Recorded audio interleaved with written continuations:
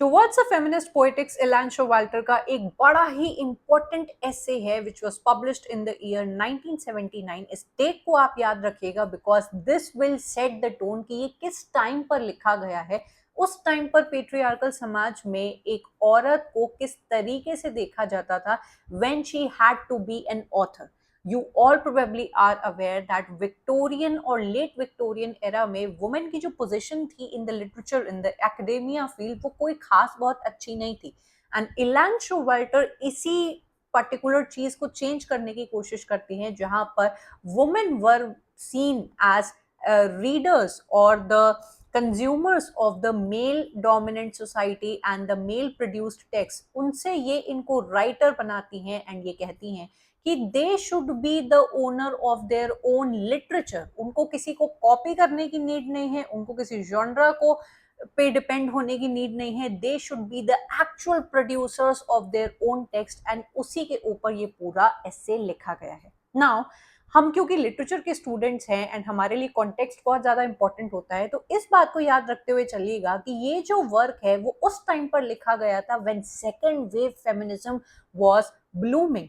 Second wave feminism, you all are aware, was demanding about the equal rights, about the reproductive freedom and the cultural change। पर सबसे बड़ी problem जो आपको literature की field में देखने को मिलेगी वॉज दिस कि फेमिनिस्ट क्रिटिसिज्म को पॉलिटिकली स्ट्रॉन्ग तो माना जाता था बट थ्योरेटिकली ये बहुत वीक था एंड इसको अटैक किया जाता था, इग्नोर किया जाता था, सेइंग कि इसके अंदर जो थ्योरी है उसमें कुछ मजा नहीं आया।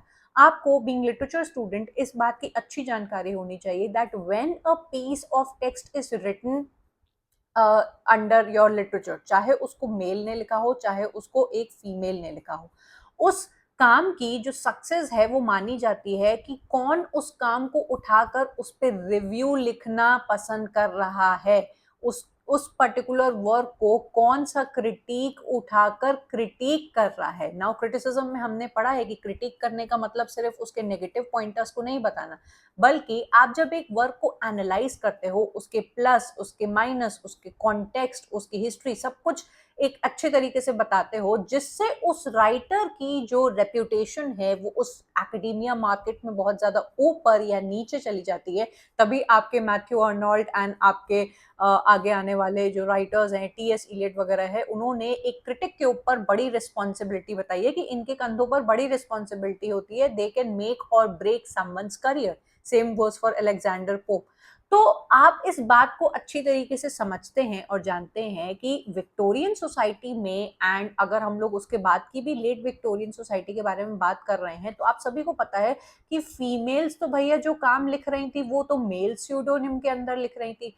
Forget writing about theory and criticism, उनकी जो एक्चुअल नॉवेल्स एंड जो वर्क्स वो लिख रही थी उनको भी वो अपने नाम पे पब्लिश नहीं करा सकती थी because at that point of time women were just considered to be the second sex, कि तुम पढ़ के क्या करोगे एंड ऑफ कोर्स तुम जिस टाइप की किताबें लिखोगे उसको कौन ही पढ़ना चाहेगा। And that is why they had to show their talent in a kind of बोल सकते हैं कि अपने आप को कंसील करके ये अपने वर्क्स को लिखा करती थी बाय हैविंग अ स्यूडोनिम। इसी को शोवाल्टर शो करना चाहती हैं एंड अपने फेमिनिस्ट क्रिटिसिज्म को ये सॉलिडिफाई करना चाहती हैं। एंड जिस तरीके से मेल पेट्रियार्कल लिटरेचर के अंदर इन्होंने मेल डोमिनेंस हासिल की है over both their novels, both poetry, epic poetries and also in the case of criticism and theory, उसको वही सेम जगह ये दिलाने की कोशिश करती हैं फेमिनिज्म के केस में। And for this she will have to solidify और provide a proper theory and a method, या फिर जिसको हम लोग फेमिनिस्ट फ्रेमवर्क बोलेंगे, जो एक प्रॉपर तरीका एक फेमिनिस्ट राइटर को प्रोवाइड करता है। आइए थोड़ा सा हम लोग इलान शोवाल्टर के भी बारे में जानते हैं। She is the founder of American feminist literary criticism. ये बहुत इंपॉर्टेंट पॉइंट है, इसको जरूर से अपने नोट्स में लिखना। एंड इनका जो फोकस रहा है वो स्टार्टिंग से ही रहा है कि एक औरत को जिसको अभी तक एक विक्टिम और सिर्फ एक रीडर के रूप में देखा गया है, she wants the world to see women as a writer, as the creator, as the producer of her own work। इन्होंने एक बड़ा ही इंपॉर्टेंट टर्म पॉपुलराइज किया है विच इज गाइनोक्रिटिक्स, या फिर प्रोसेस बोलेंगे gynocriticism, which is a framework for women as writers. इसके बारे में डिटेल में आगे बात करेंगे। ये आपको याद रखना चाहिए, कभी भी मैच द फॉलोइंग में आपसे पूछा जाएगा कि gynocritics is a term who is coined by whom, तो Elaine Showalter will be your correct answer. Elaine Showalter specialise करती हैं विक्टोरियन लिटरेचर पे, विक्टोरियन टाइम्स को ये देखते हुए आई हैं, एनालाइज इन्होंने किया है, तो उसके लिटरेचर एंड उस टाइम की औरत का क्या दिमाग था, what kind of madness, hysteria in literature or the portrayal of a woman or female characters have been done by the males, क्योंकि most of the works तो उस टाइम पर मेल्स ही लिख रहे थे, तो उन्होंने अपने टेक्स्ट में विक्टोरियन वुमेन को किस तरीके से पोर्ट्रे किया है उसको ये अपने वर्क्स में दिखाती है, एंड कई सारे वर्क्स इनके ऊपर इन्होंने लिखे हैं। टॉकिंग अबाउट वर्क्स, इनको जरूर से अच्छे से आप लोग रट लीजिए एंड अपने नोट्स में लिखिएगा। A literature of their own, British woman novelist from Bronte to Lessing। आपको नाम एंड सबटाइटल से ही पता लग जाएगा that this particular work is a kind of मतलब इन्होंने रिसर्च की है about the British novelist from Bronte to Lessing. जैसे कि मैंने बताया कि she specialises in the Victorian literature and especially the Victorian female writers. तो टाइटल को आप देखेंगे तो थोड़ा बहुत आपको वर्जीनिया वुल्फ के जो एसे रूम ऑफ वंस ओन का थोड़ी सी एनालॉजी क्लिक करेगी। फेमिनिज्म के अंदर बहुत सारे वर्क्स आइडेंटिकल लगते हैं एंड दैट इज व्हाई आपको सभी फेमिनिस्ट वर्क्स की डिटेल एंड उनके वर्क्स की एक अच्छे नोट्स होने चाहिए। टुवर्ड्स अ फेमिनिस्ट पोएटिक्स, इनका ये जो ऐसे है ये आज हम लोग पढ़ने वाले हैं। एंड बाय द वे ये वाला जो इनका पहला वर्क है, this was not meant to be an actual book, ये इनकी अपनी पीएचडी की थीसिस थी। इमेजिन, इन्होंने इतनी अच्छी थीसिस लिखी है that we are now reading it as a book. तो she is a very beautiful and a very, we would say कि वर्सेटाइल कैरेक्टर हैं ये। Feminist criticism in the wilderness, again इनका एक दूसरा ऐसे है, कई बार मास्टर्स में इससे क्वेश्चंस पूछे जाते हैं। The female malady, then sexual anarchy. अब मैं आपसे रिक्वेस्ट करूंगी कि इन दोनों वर्क्स का सबटाइटल निकाल कर आप लोग जरूर से पढ़ें, बाकी जो इनके वर्क्स हैं उनके सबटाइटल आप पढ़ें, बिकॉज कभी कभी आपका पेपर आपसे सबटाइटल भी डिमांड करता है। Editor and the new editor of the new feminist criticism, ये इनका एक बुक है क्रिटिसिज्म के ऊपर। Then histories, historical epidemics and modern media. Now Victorian society एक ऐसी सोसाइटी थी जिसने इंडस्ट्रियल रेवोल्यूशन के वेग में बहुत सारी बीमारियों को भी जन्म दिया था। Repressed desires and the suppression and the subjection of the women, तरह तरह की बीमारियां निकल के आ रही थी हिस्टेरिया के नाम पे, जिन पर आपके सिगमंड फ्रॉइड ने भी काम करने की कोशिश की है। कई सारी बीमारियां उन्होंने बताई हैं are a result of sexual repressed sexual desires, तो उनके ऊपर इन्होंने ये वर्क लिखा हुआ है। देन इनका लास्ट एंड लेटेस्ट वर्क बोला जाता है inventing herself claiming a feminist intellectual heritage. जरूर से इनको अपने नोट्स में लिखिएगा। अब हम लोग थोड़ी सी फैक्चुअल डिटेल्स के बारे में बात करते हैं, बिकॉज इससे भी कभी ट्विस्टेड इंफॉर्मेशन देकर आपसे क्वेश्चन पूछा जाता है। इस एसे का टाइटल है टुवर्ड्स फेमिनिस्ट पोएटिक्स, 1979 में पब्लिश हुआ था। इनिशियली पब्लिश हुआ था in an anthology women writing and writing about women, and then इसको रीप्रिंट कराया गया था अगेन इनकी एक फेमिनिस्ट क्रिटिसिज्म बुक के अंदर 1985 में, जिसको इलान शोवाल्टर ने खुद ही पब्लिश किया था। ठीक है, अब हम लोग बात करेंगे एसे के बारे में, जो कि बिगिन करता है by noting the problems facing feminist criticism in 1970s। अब क्रिटिसिज्म का जो केस है वो आप सभी लिटरेचर के स्टूडेंट को पता होता है that when a writer writes about criticism और एनालाइजेस अ पर्टिकुलर वर्क, तो उस फील्ड में आपकी जो वुमेन थी वो काफी ज्यादा पीछे थी। कहा जाता था कि इनके द्वारा लिखा गया जो क्रिटिसिज्म है या फिर इनके जो वर्क्स हैं वो पॉलिटिकली पावरफुल तो हैं बट थ्योरेटिकली बहुत वीक हैं। एकेडेमिया में हम उनको कोई एक मेजर, एक बीच की जगह नहीं दे सकते, एक सेंट्रल पोजीशन नहीं दे सकते, और it is not considered of a very high reputation when it is compared with the criticism and the works of the male society। तो कहीं ना कहीं ये फील किया गया कि feminist sometimes resist theory because they fear it will become male property and destroy the authenticity. अगर आप इस टाइम पर मेजर थ्योरीज को देखेंगे तो मार्क्सिज्म की theory was properly dominated by the males. You see the post structuralist theory, you see the structuralism theory, आप post colonial theory देखेंगे, पोस्ट मॉडर्निज्म थ्योरी देखेंगे, तो all these theories are developed and are dominated by the males. So coming into this genre or writing something worthful almost felt futile to a woman कि कहीं ना कहीं उसको एक male property and male genre के ही रूप में categorise कर दिया जाएगा and I will get nothing of my own. तो वो प्रॉमिस करती हैं कि फेमिनिस्ट क्रिटिसिज्म को आगे बढ़ाने के लिए she will prepare a brief taxonomy जो कि फेमिनिस्ट क्रिटिसिज्म के इस थ्योरेटिकल आइडिया को सॉल्व करती है। अब इस एसे के अंदर ये एक बड़ी ही अच्छी बात बोलती है where she makes a distinction between two types of women। पहला जो टाइप एंड कैटेगरी बताती हैं are the women as readers, जिसको इन्होंने फेमिनिस्ट क्रिटिक बोला है। अब क्रिटिक आप लोग अच्छे से समझ गए हैं कि she is talking about a document. एक क्रिटिक होता है वो एक एक्चुअल पर्सन होता है and when you critic you are doing your giving a टिप्पणी आप दे रहे हो किसी वर्क पे, आप क्रिटिक कर रहे हो किसी डॉक्यूमेंट को, तो वो क्रिटिक हो जाएगा। तो पहले केस में इन्होंने फेमिनिस्ट क्रिटिक का जो एक कैटेगरी है वो उठाया है और दूसरे केस में इन्होंने बात की है वुमेन एज राइटर्स जिसको इन्होंने गाइनोक्रिटिक्स का नाम दिया है। तो जब हम लोग वुमेन एज रीडर को देखते हैं, फेमिनिस्ट क्रिटिक को देखते हैं, तो ये एक ओल्डर और कॉमन टाइप है जहां पर इस श्रेणी के अंदर जो वुमेन राइटर्स हैं वो सिर्फ और सिर्फ कंज्यूम कर रहे हैं, ये सिर्फ और सिर्फ मेल डोमिनेटेड या मेल रिटन टेक्स्ट को रीड कर रहे हैं। They are not producing something. ये दे पढ़ तो रही हैं कि अच्छा इस मेल ने गलत पोर्ट्रेयल किया है यहाँ पे एक औरत की व्यथा का, उसको सही लाइट में नहीं दिखाया गया है, या फिर उसके रोल को बहुत ही ज्यादा स्टीरियोटाइप किया है, उसको सबमिसिव एंड फेमिनिन दिखाने की कोशिश की है, whereas she can be a bold and she can be a personality जो अपनी इच्छाएं एंड अपनी डिजायर्स एंड अपने एम्बिशंस रखती हैं, जो कि कहीं पे भी आपको विक्टोरियन नॉवेल्स में देखने को नहीं मिलेगा आप जब मेल डोमिनेटेड राइटर्स को उठाते हो।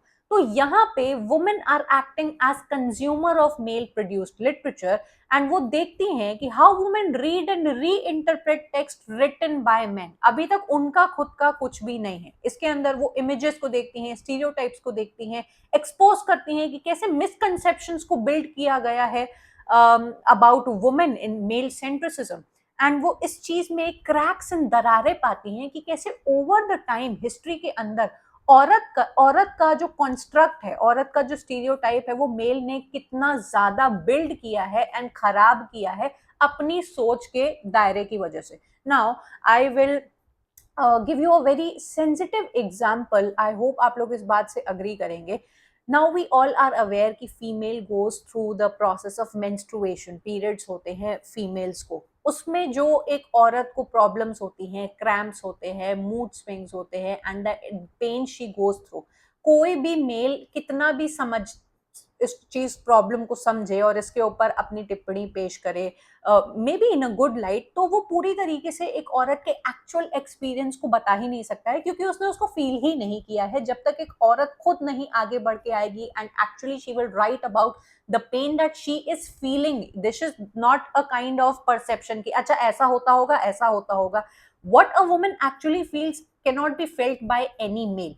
तो आप लिटरेचर में जब देखते हो कि मेल्स ने ओवर द हिस्ट्री कुछ एक अजीब सी इमेज बना के रखी है वुमेन की, जिसको अब दुनिया ने वैसा ही स्वीकार कर लिया है, तो वुमेन एज रीडर के केस में when they are acting as actual critics of the work written by male, वो उस चीज को देखकर बताती हैं कि किस तरीके से एक्सप्लॉइट किया है फीमेल ऑडियंस को by objectifying them. And popular culture का भी ये एग्जाम्पल लेती हैं एंड उनकी एक अच्छी छवि इस वर्ल्ड में नहीं निकली है। It is political and polemic, angry, corrective like the Old Testament, looking for the sins and errors of the past। तो ये जो पहली श्रेणी है इसमें ये गुस्सा दिखाती हैं कि उनको एक अच्छी लाइट में नहीं दिखाया गया है। नाउ आपके एग्जाम में डायरेक्ट कोटेशंस पूछी जाती हैं तो मैंने कॉन्टेक्स्ट भी उसका ऐड कर दिया है। These are the actual quotations जो आपको मिल जाएंगी ओरिजिनल टेक्स्ट में, तो इनको आप साथ ही साथ में अपने नोट्स में लिखते चलिएगा, ठीक है। If we study stereotypes of women, the sexism of male critics, and the limited roles women play in literary history, we are not learning what women have felt and experienced, but only what men thought women should be। मैंने आपको वो जो menstruation वाला example दिया या फिर motherhood का example दिया, labor pain का मैं आपको example देती हूँ। Men can only imagine what kind of pain a woman goes through। अगर इन्हें एक्चुअली में दुनिया को बताना है कि वो क्या दर्द है, वो क्या स्ट्रगल्स हैं जो एक औरत ने फेस किए हैं, you will have to come forward and वो आपको खुद ही लिखकर बताने पड़ेंगे। सो इस केस में नेचुरलाइज किया गया है वुमेन के विक्टिमाइजेशन को, एंड यहाँ पे जो शोवाल्टर है वो कहती हैं a feminist critique of Thomas Hardy's the Mayor of Casterbridge के अंदर ये इन्होंने एग्जाम्पल लिया हुआ है कि she sees that he always talked about the male characters only and how he treats women never fully. ठीक है, नेक्स्ट कैटेगराइजेशन पे हम आते हैं with sees women as writers. यहाँ पर अब रोल चेंज हो गए हैं and your Elaine Showalter is telling कि ये थोड़ा रेवोल्यूशनरी टाइप ऑफ कैटेगरी है जहां पर women now are being producing the text of, या फिर वो अपना मीनिंग खुद निकाल रही हैं टेक्सचुअल मीनिंग का। It is the place where women, where the literature is written by women. पहले वो रीडर्स थी, वो कंज्यूम कर रही थी, अब वो राइटर्स बन गई हैं, अब वो प्रोड्यूस कर रही हैं। So gynocritics is that term जो बिल्ड करता है एक कंप्लीट फ्रेमवर्क को instead of borrowing from the male theories. It uses women's own experiences as the model. ये वाली जो दो आपकी कोटेशंस हैं उसको जरूर से अपने नोट्स में लिखिएगा और इसको एक बार पढ़ भी लीजिएगा, बिकॉज ये पूछा जा सकता है आपके एग्जाम में। एंड गाइनोक्रिटिक्स क्योंकि हम लोग ने देख लिया, तो गाइनोक्रिटिसिज्म एक ऐसा आपका लिटरेरी अप्रोच है जो फोकस करता है on women studying, focuses on studying women as writers. तो पहला वाला जो फेमिनिस्ट क्रिटिक है वो वुमेन एज रीडर्स को देखता है, गाइनोक्रिटिसिज्म वुमेन एज राइटर्स को देखता है। ठीक है, नेक्स्ट, अब जब हम लोग गाइनोक्रिटिक्स के बारे में बात करते हैं तो यहाँ पर फीमेल क्रिएटिविटी के बारे में बात हो रही है, यहाँ पर फीमेल की लैंग्वेज के बारे में बात हो रही है, that when a male writes a particular text तो उसकी लैंग्वेज किस तरीके से होती है, and when a female writes a particular text वो कैसी टाइप की लैंग्वेज का यूज करती है and what kind of style she uses in a particular text. The history of female literary careers के बारे में बात की जाती है यहाँ पे कि आप पूरी history of women writers and their contributions के बारे में आप बात करते हैं। द फीमेल सब कल्चर के बारे में बात किया है, how women lived, interacted and thought differently than their male counterparts and how feminine values quietly undermine the masculine system.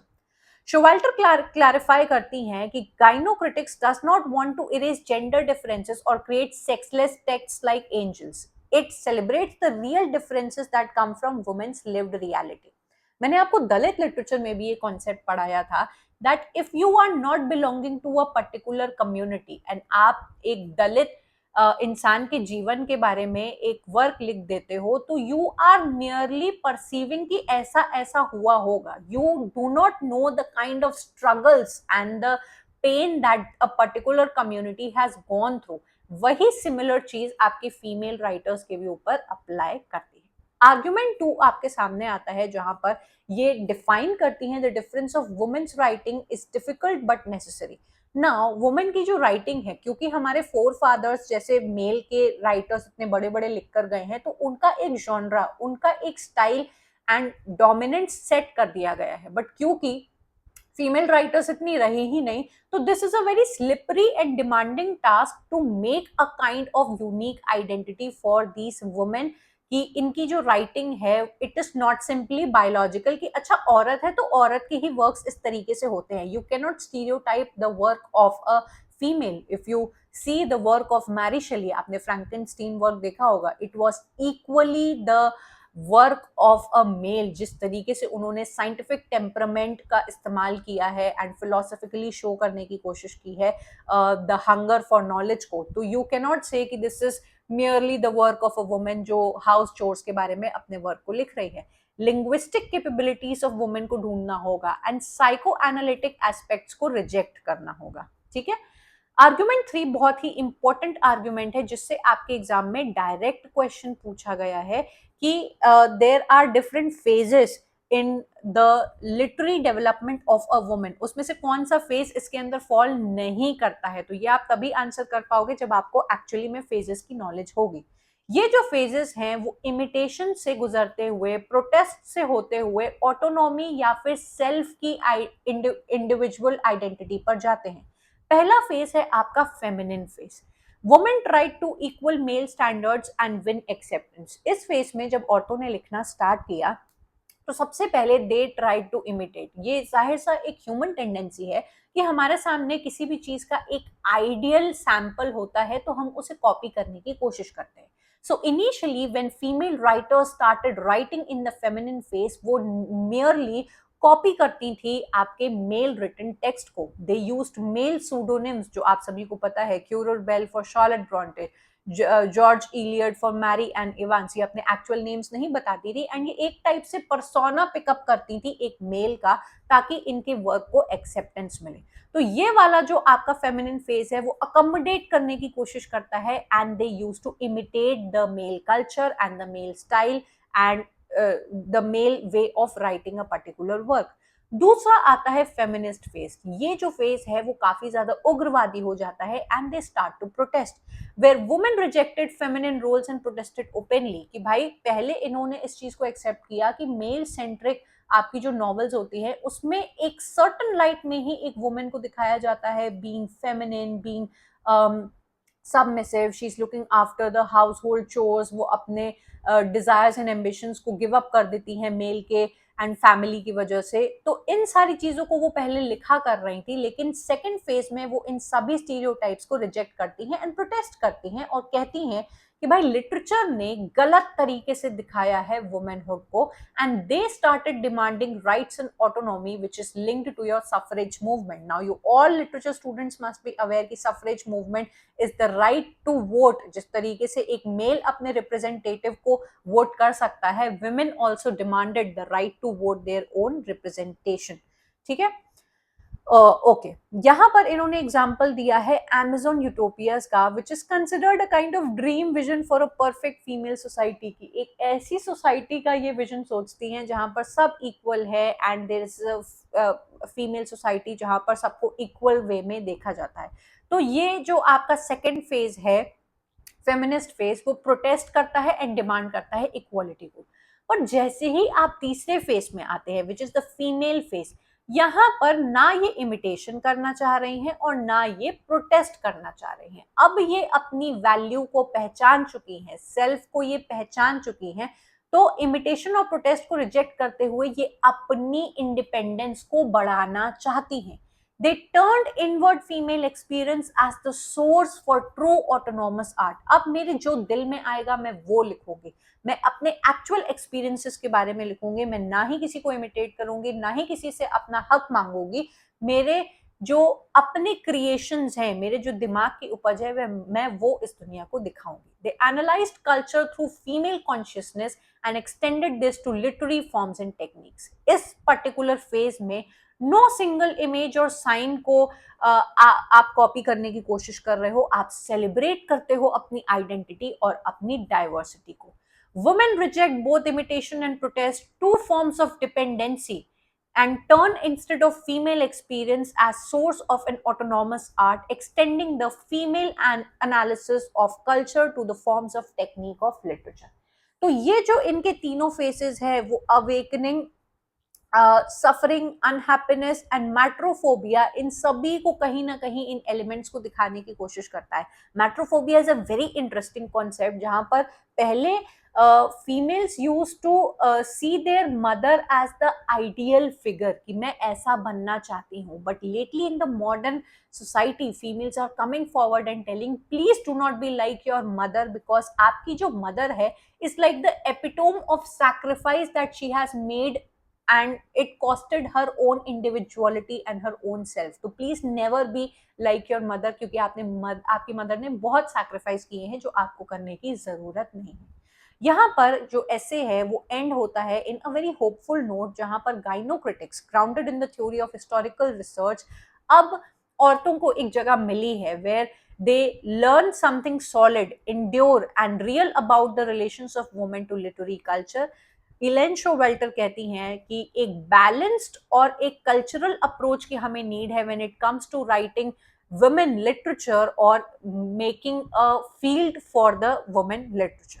खत्म होता है आपका ये एसे. बहुत ही इजी एसे था. कुछ ऐसे पॉइंट्स हैं जो आपको याद रखने चाहिए अगर हम लोग इस क्वेश्चन को देखें तो. In which of the following phases of modern women's literary development, according to Elaine Showalter, women writers initiated the dominant male traditions. तो तीन जो फेज बताए, feminine phase, feminist phase, then आपका फीमेल फेज, कौन से फेज में वो imitate करती हैं डोमिनेंट मेल ट्रेडिशन को? Your answer is the feminine phase. तो करेक्ट आंसर आपका ऑप्शन नंबर 4 बन जाएगा।